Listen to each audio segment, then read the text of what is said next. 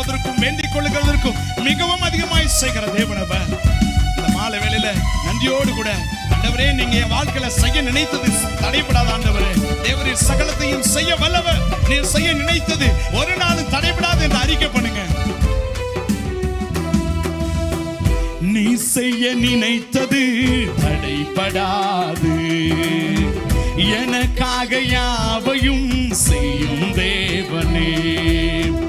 நீ செய்ய நினைத்தது, யாரோ ஒருத்தர்கிட்ட அவர் பேசல, அவர் என்னோட தான் பேசிக்கிட்டு இருக்காரு விசுவாசத்தோடு கூட.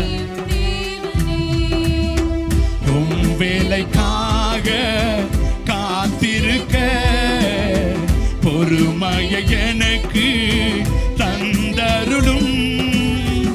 உம் வேலைக்காக காத்திருக்க பொறுமையை எனக்கு தந்தருளும். நீ செய்ய நினைத்தது தடைபடாது, எனக்காக யாவையும் செய்யும் தேவனே. நீ செய்ய நினைத்தது, விசுவாசத்தோடு இந்த மாலை வேலையை அறிக்கை பண்ணுங்க. ஒரு நம்பிக்கையோடு இந்த வேலையில ஆண்டவரை பார்த்து சொல்லுங்க, என் வாழ்க்கையில் நீங்க செய்ய நினைத்திருக்கிற திட்டங்கள், நீர் எனக்கு கொடுத்திருக்கிற தரிசனம், நீர் எனக்கு கொடுத்திருக்கிற வாக்குத்தத்தங்கள், என் ஆண்டவர் வல்லவர். ஹல்லேலூயா, ஹல்லேலூயா. 1 சாமுவேல பார்க்கிறோம். மேவி போசேத் என்கிற ஒரு மனிதர், அவரை பார்த்து எல்லாரும் சொல்லியிருப்பாங்க. காரணம் என்ன தெரியுமா?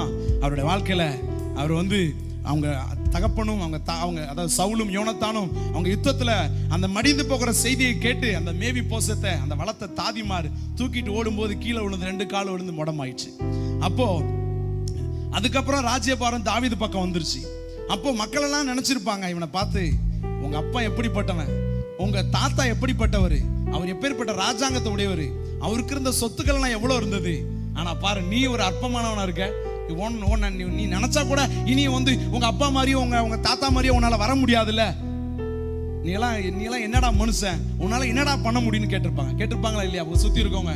ஏன்னா அடுத்து இந்த ராஜ்யபாரம் தாவீது பக்கம் போயிடுச்சு. இங்க ஒன்றுமே, இந்த மேவி போசேத்துக்கு எழும்பி வர்றதுக்கும் அவன்கிட்ட ஒரு ராஜாங்கம் கிடைக்கிறதுக்கும் அவனுடைய பழைய சொத்துக்கள் கிடைக்கிறதுக்கு வாய்ப்பே இல்லாம இருந்துச்சு. ஆனா தேவன் பாருங்க மகத்துவமானவர்.